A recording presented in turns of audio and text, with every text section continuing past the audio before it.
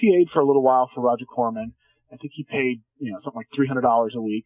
And another company was offering PAs $350 a week. It's a similar company called PM Entertainment. Mm-hmm. And I thought, well, that's great. I could use an extra $50 a week. So I went to work for them. And they had Avids. Whereas Roger Corman was still cutting on film. And I knew I wanted to get into editing. Mm-hmm. And so I was sort of PAing at Roger Corman's company. And then at night I would help out in the edit rooms, sort of syncing dailies, old school film style. And then this new company had Avids, and I thought, well, I'm going to go work there. So I went to work at this company, and they, I PA'd for them on maybe 2 films, and then they offered me a job as an assistant editor, even though I didn't know the Avid. They just said, we're not going to pay you much, but you'll have to, you can learn as you go. And I thought, great. So I worked on a couple of films there as an assistant editor for basically about 6 months. It was a company that made about 12 films a year, so we were always really busy. Wow. And I was working at night shift, midnight to 8 a.m. or something like that. And they said, look, if you want to start practicing editing, you can do whatever you want. As long as you get your work done, you can practice cutting a scene or do whatever. They were always really supportive of you doing whatever you want to do. Mm-hmm. So I was working on a film, and the editor wasn't cutting anything because he knew he was going to leave. I think he'd already sort of booked his next job, and the dailies were coming in on this film, and he really wasn't, he was doing 2 films at once at this company. And so this one film was sort of falling by the wayside. And so every night I would start cutting stuff for it. And which film was that? It was a film called Tiger Heart. Mm-hmm. It was like a kid's kickboxing movie. Oh, yeah? Yes. It was sort of an ill-fated kind of the Karate Kid type film, or what it wanted to be. And basically by, couple weeks in, or no, I guess those films only had to shoot a couple weeks, but basically a few days in, he quits the film, the editor, and the producers are freaking out because they don't have a replacement for him. Mm-hmm. And when they were looking for an editor, I mentioned to them, I said, look, I've been cutting a bunch of stuff at night.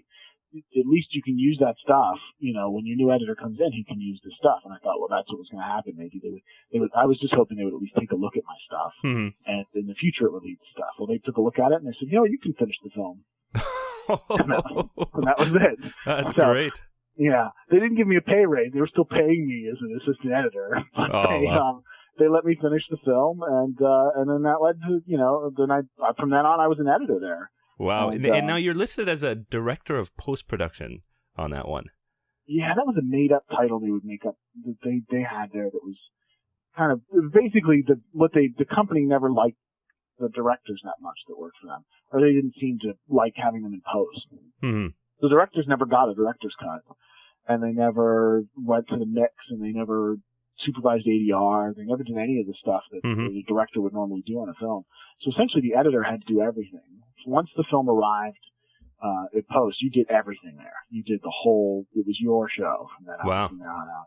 And so they made up this title they would give us for that, and essentially you were kind of like a producer from then on out in the film. Mm-hmm. Now, just to backtrack a touch, just to explain for everybody who might not know the editing terminologies, back in that time in the early 90s, most films were still being actually cut on film, which is splicing, literally celluloid, like you'd get in a film camera.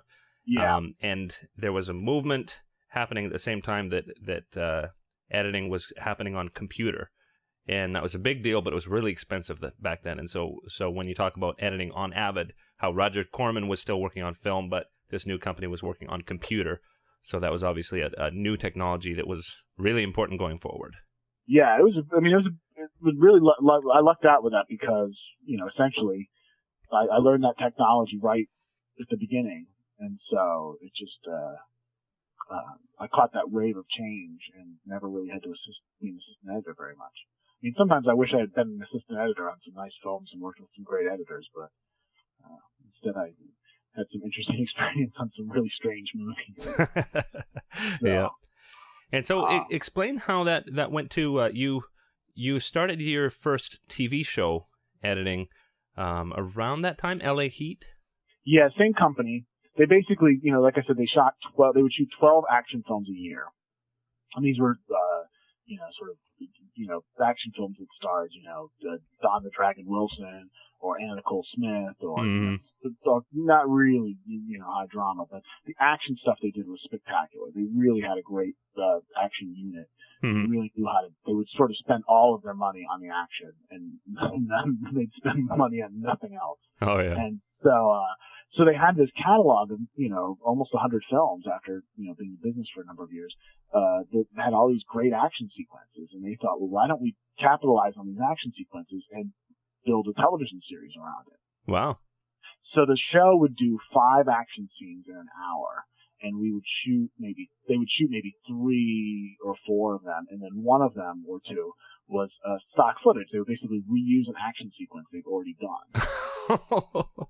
And they would just reshoot scene, material to go in and around those action scenes, and to make it to integrate into the plot. And it was a cop show, and so essentially it was a lot of them running up to cars and saying, "We need your vehicle." And they jumped in the car, and suddenly they'd be in a Trans Am instead of in their cop car in the car chase.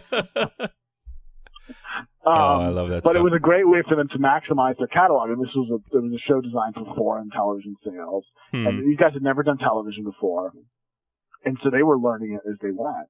And I cut the pilot for them, and was also learning as I went. But quickly they realized they needed someone as a producer in post production, so they promoted me to the associate producer, where I would sort of oversee all the editing stuff.